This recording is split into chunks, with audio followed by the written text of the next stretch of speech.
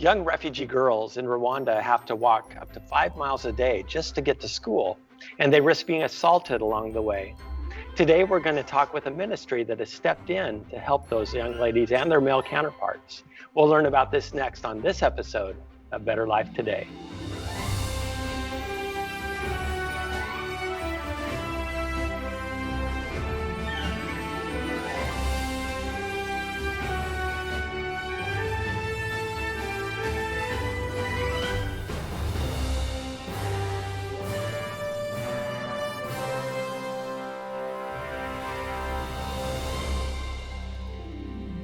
Hello, and welcome to this episode of Better Life Today. Today, we're going to be talking about a fascinating ministry in Rwanda where they're helping with the refugees. And I have two guests with me today. I have Liz Thompson, the Special Projects Director, and Alyssa Williams, the Media Coordinator. Welcome to Better Life Today, ladies. Thank you. Thank you for having us. So I love ministries like this, people that have just seen a need and stepped out to see what can we do to help with whatever the situation. And boy, we hear lots about Rwanda. Are there any stories that a story you could share to introduce your ministry? Absolutely. In 2019, I traveled to Rwanda for their vocational training program. And I met a girl named Sarah, and Sarah and I were kindred spirits. And I had the opportunity to hear her story. Sarah was born in 1993, and she was born in the Democratic Republic of the Congo, the neighboring country of Rwanda. After the genocide in 1994, the perpetrators fled over to the Congo and started the genocide there as well. Sarah and her family were Tutsis and Seventh-day Adventists, and so they fled for their lives to Rwanda. So Sarah was 2 years old when this happened, and so life for her, she grew up in the refugee camp in Rwanda. That was home for her. Her home had no electricity, no running water, no safety for her, especially as a female. And as with many females in the refugee camps, they stop their education early so that they can help with household chores. And it was during this time that Sarah had a boyfriend, and her boyfriend forced himself on her. And in Sarah's words, she said, "No, I refuse." And he did not accept. And out of that situation, Sarah became pregnant and gave birth to a son. And for 3 years, she raised him in the refugee camp. But the opportunity came for her to become an Impact Hope student. And although Sarah felt heartbroken because she would have to leave her son, she also felt so compelled that she needed to provide a better life for him. And the only way to do that would be through education. And so Sarah is now studying with Impact Hope and about to graduate. And she has high hopes of becoming her own business owner of a tailoring shop, which she also learned at the vocational training program. Wow. So when I picture Rwanda, I don't picture people leaving other countries to come. So you're saying that there are camps there in Rwanda where people are fleeing other countries like the Congo and coming to Rwanda? How does that happen? I would have thought people would be fleeing Rwanda. Right. Well, a lot of the perpetrators, the Hutus, had to flee because they were scared that they would be put in prison or be killed for their actions of murdering Tutsis. And so they fled to surrounding countries, and the Democratic Republic of the Congo was one of those. And those other countries also have those two tribes with the tribal conflict. So they brought it there. So the bad guys leave, go somewhere else, and now we have another community that has to leave and flee for their lives. Well, I'm so thankful that I don't know about you, but the basis for everything good comes from hope. And so I'm glad to hear about organizations such as yours that are planting those seeds of hope that these children can grab onto and realize that there's still room for dreams, even when the world is this dark. We have a video we'd love to show that tells a little bit more about that. Let's go ahead and watch that now.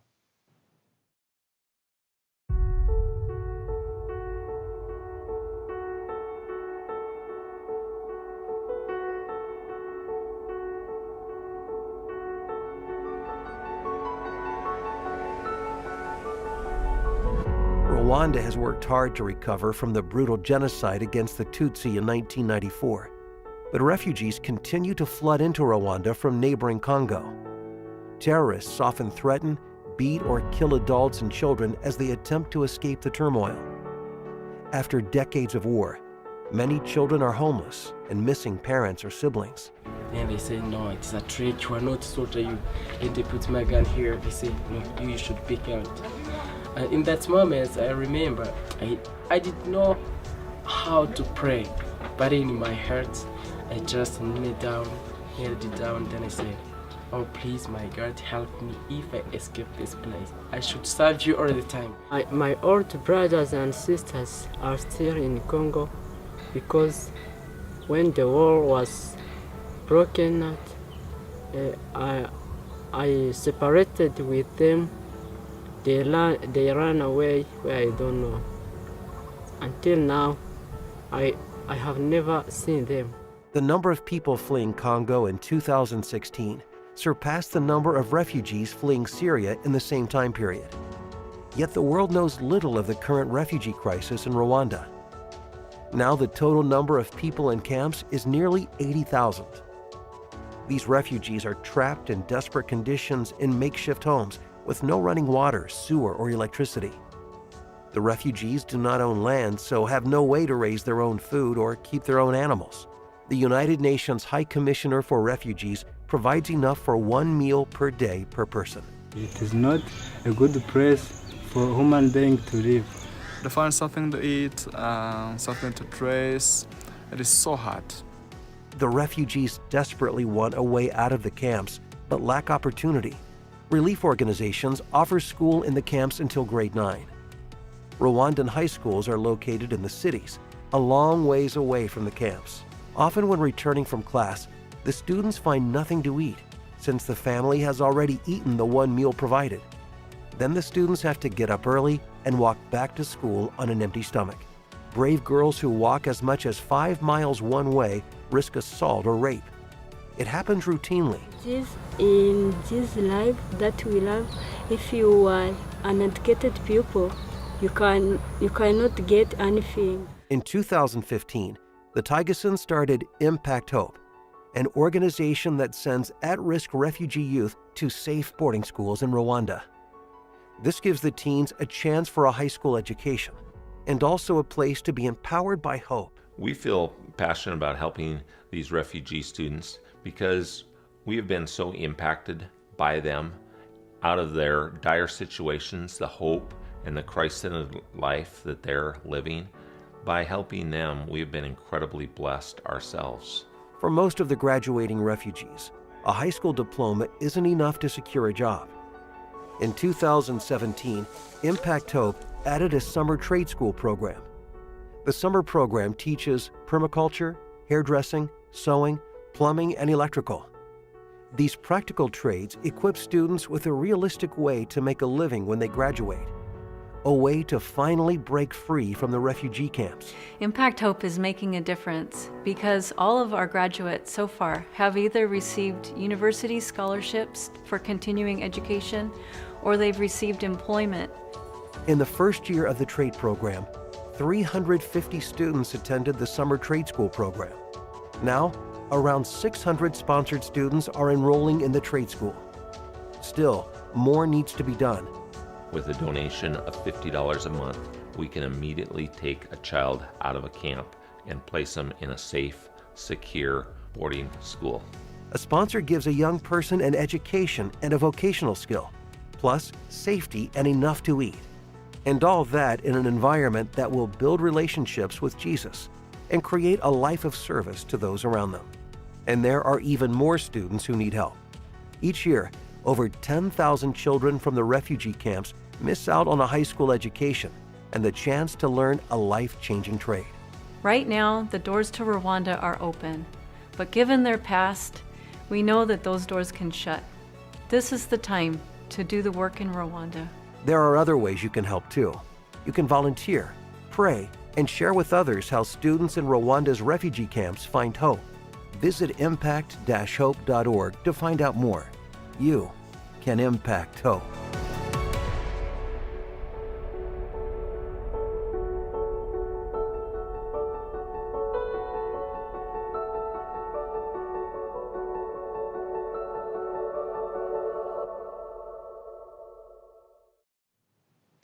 That's an amazing video. And a couple of things strike me there. There's one, the hope that throughout that whole video, it feels hopeful. But the other thing that really struck me is, why am I not hearing about this? You know, I hear about, you know, the unrest, and we hear the stories about Rwanda, but I don't remember hearing about these camps and the struggles as far as education. Why are we not hearing more about this? We would be honored to be able to share more about this project, about the many ministries that are helping refugees in Rwanda. So we were really excited as an organization to be able to create this video so that you, the viewer, could see what does it look like over there and how are these people living. Giving them hope through education has made the world of difference. And so we're excited to share more about that with you. Well, I have to say I appreciate that. You know, we have here, you know, school starting up and some of the other things that have happened over this last, you know, few months with the pandemic, and what it looks like when you don't have school, when you don't have the routine. And just in that short time where we haven't had that, the impact on the family is stark. And comparing that to what's happening in Rwanda, where, you know, it feels very small comparatively. I'm so thrilled again that Impact Hope has decided that this is our mission, that we are going to find a way to impact these communities at the root level, which starts with education, and through that, providing this hope. We are going to talk more about this right after our break. I want to thank both Liz and Alyssa for being with us. We'll be right back.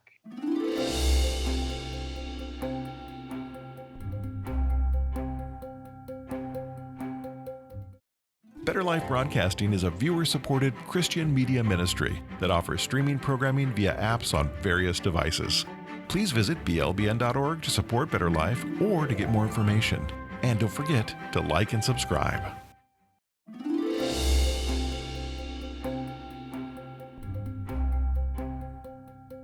Welcome back to this episode of Better Life Today. We're speaking about Rwanda and the situation there and an organization called Impact Hope. And I'm very blessed to be speaking with Liz Thompson and Alyssa Williams. Thank you, ladies, for joining me again. I wanted to learn a little bit more about your organization. When did the ministry get started and how? Impact Hope started in 2015 with Mindy and Hans Tigeson. They heard about this organization through a local organization in Portland, Oregon, and they were hearing about these students that were coming out of these refugee camps that were scoring the highest in the country. And they asked them, why are these students coming out of these Congolese refugee camps and they're Seventh-day Adventist?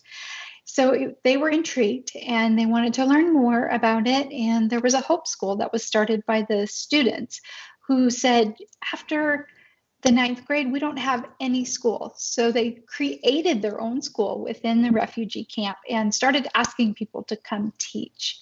So once that happened, the government learned about it and shut it down because they weren't accredited. So Mindy and Hans felt like, we need to do something. So they started Impact Hope because they also heard about the students that were walking up to 5 miles a day that were being assaulted on the road to school. And they just said, this can't continue to happen. So they took their ideas and they started sharing it with other people. And this is how the Ministry of Impact Hope was started. So it was actually, the groundwork for this was started by the students, the people there in Rwanda themselves. Yes. That's amazing. So Impact Hope steps in, they see the need and answer some of these questions. So what specifically then is the goal of Impact Hope? So they founded the high school education was one way for many of the refugee families to be able to break out of this cycle. Through sponsorship to Adventist boarding schools in Rwanda, students experience better living conditions, quality education, and an opportunity to learn more about God. One of the primary goals of Impact Hope is so that the students will move beyond dependence as refugees into self-sufficiency and a better opportunity for their future. So this isn't just about education then. You mentioned the dormitories, the living conditions. So you're actually, through this organization, this group of children are being moved into a safe location now, to where they're not having to do the dangerous walk. They're not having to deal with some of those things, but you're probably dealing with nutrition and all these other needs that are maybe ancillary, but it's all part of the wholeness of the human being, right? Yes, the health factor for these students is major. Not only is education going to help them, but having 3 meals a day is something that they don't get in the camps. Running water, electricity, these are things that they haven't had. And so when they go to an Adventist boarding school, it is like winning an amazing experience that, most people would never get. Right. So you talked a little bit about what it's like in the refugee camp with the lack of water, lack of food. I think the video mentioned, there maybe 1 meal a day. What's the experience of living in these refugee camps? As you can see in several of these photos of the refugee camps, they live on top of mountains. All of the houses are just on tiers of mountains, and they live compactly, very small mud homes with tin roofs or tarps, and usually it doesn't keep out the rain. We had the opportunity to visit the camp and to actually go into one of the family's homes, and it is so tiny. There are maybe 2 rooms within it, and sometimes there's up to 5 to 8 kids, and just the living conditions sometimes aren't sanitary as well. So just having an opportunity for them to see something different is a miracle for them, and to be able to experience it by living in a clean dormitory with an actual bed where there's only 1 person in that bed is another miracle. What is the medical situation in the camps versus, we talk about sanitation and hygiene. Mm-hmm. When there are outbreaks of disease, are they able to respond to this? We're talking, 80,000 people in these camps? What happens in these camps if you get sick? There are many organizations that work within each camp. There are 6 camps in Rwanda total, and these groups are broken up into these different 6 camps. And so each one does contain healthcare for them, but it's not a hospital. So they can only get so much help. And then at times, they're taken into Kigali to a hospital if they're needed. But when they come to Impact Hope, they also get an additional health care as they become students. So it's a blessing for them. Absolutely. So tell me a little bit about the results you're seeing from the impact of this ministry. Sure. And this next slide with Areya. Areya works with us with Impact Hope. She's also through ADRA, Rwanda, and they're a great organization that helps us to run our program in Rwanda. She is probably the mom of all of these students. So we have 1,000 Impact Hope students, and each one calls her mom, Mama Areya, and she has a heart and a soul to be able to minister to these students. And so we work directly with her through this program, and she's the one that is out there on the front lines. She visits the camps, finds the students that have the top grades, and then they pull them into our program. And as you can see in some of these other pictures, we have students from the Gahogo Adventist Academy, the Gakoni Adventist Academy, and the Ron Carey Adventist Academy. And these are pictures of very happy students. They have clean, wonderful uniforms on, and they're able to spend quality time with friends and teachers and pastors at the academies. And this is giving them hope for their future, to be able to see something different than what they've had growing up. Right, absolutely. Praise God. Hope plants that seed where you can look at not just, can I survive today, but what can I do for tomorrow and beyond to improve the situation overall?